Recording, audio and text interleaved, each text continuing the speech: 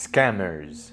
Scammers are one of the biggest dangers for your financial well-being. They are the hyenas of the business world. They find a vulnerable target and they strike it for money with no shame and no conscience. Unfortunately, I got to meet a few scammers in my life, and I also know quite a few people who have been scammed.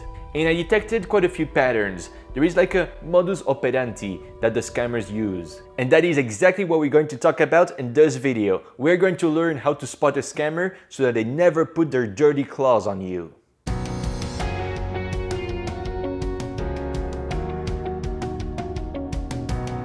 Before getting started, please hit the subscribe button down there and activate the notification bell to never miss a new video. Alright, so here we're going to talk about the vanilla scammer, the kind of scammer that could be, for example, a fraudulent insurance broker or a phony app that you might encounter in the internet. I'm not going to talk about high-level scammers or fraudsters like Bernard Madoff, Elizabeth Holmes, or Jordan Belfort. Those are a completely different story that would deserve, well, a video in themselves. Here it will be about the everyday scammer, the scammer that you might encounter in real life, in person. Those scammers are much more dangerous because they target you personally, your own wallet. And also about all those signs and red flags I want to talk about, it doesn't mean that if one person has one of those red flags, it doesn't mean necessarily that they're a scammer, but it should get your attention and you should do some extra due diligence. However, when you see a combination of red flags, you can be pretty sure it's a scammer. All of that being said, let's jump on sign number 1. Scammers have no online presence. Nowadays, in 2022, when somebody has absolutely zero online presence, it means one or two things. Either one, they're old, at least 70 years old, or number 2, they have something to hide. Scammers are very careful to have zero online presence. No Facebook account, no LinkedIn account, no Instagram, not a single picture in the whole internet of them. Zero. Niet. Nada. Zilk. They are internet ghosts. And sometimes they have a social media account, but it is a ghost social media account.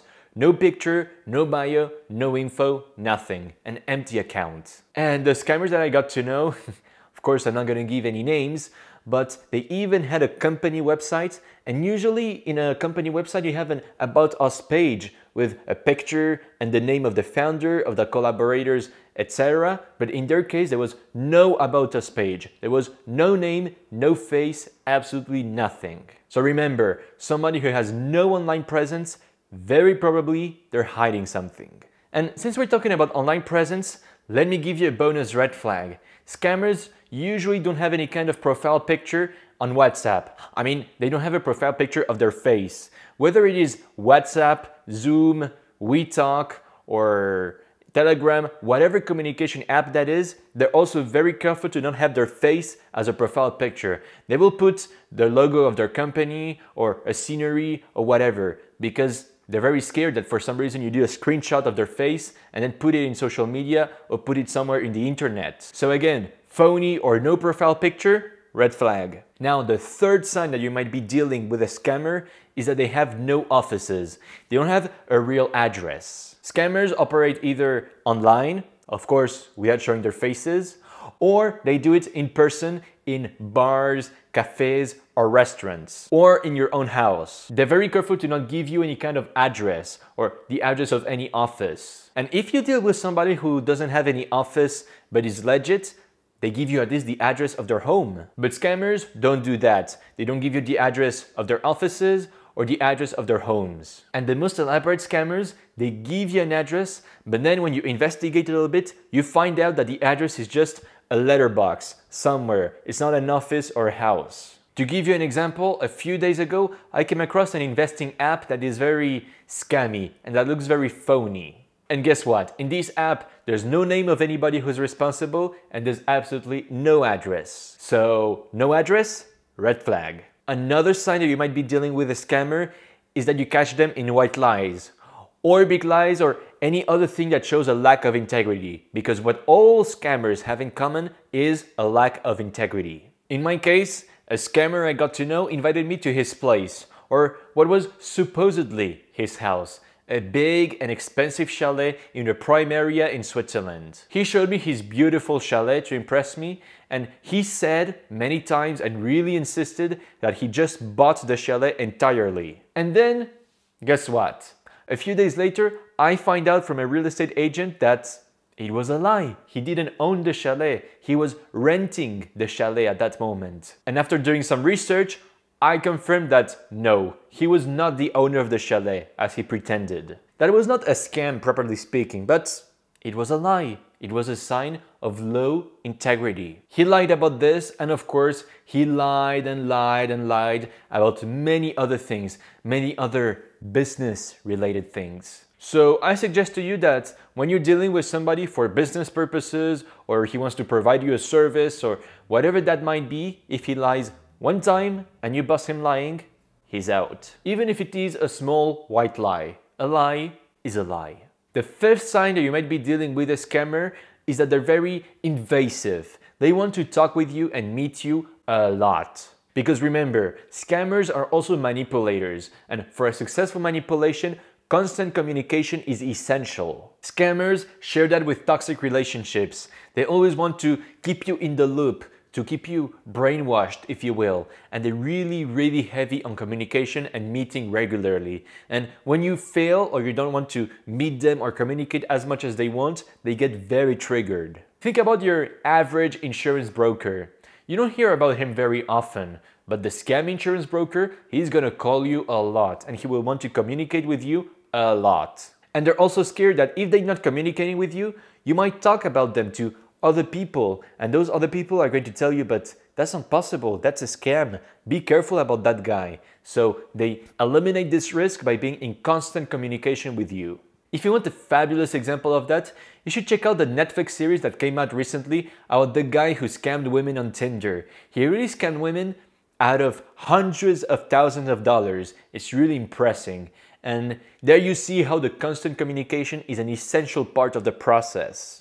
Another red flag that applies to scammers and really everybody is when somebody is just too nice. Believe me, when somebody is showering you with niceness for no real reason, 90% of the time is because they have other intentions. They have ulterior motives that don't take your well-being into account.